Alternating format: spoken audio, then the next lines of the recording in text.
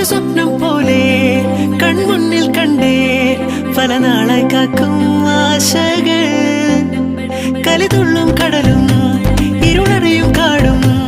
വഴിയായി തീർന്നീ യാത്രയിൽ അനുരാഗം തോന്നിപ്പോയ അവരെന്റേതാകും പോലെ അപരാധം എന്നും നേരില്ലല്ലോ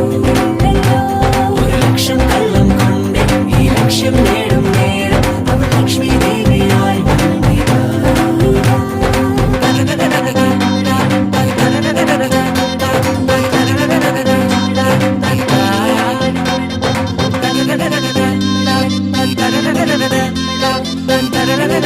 Bye.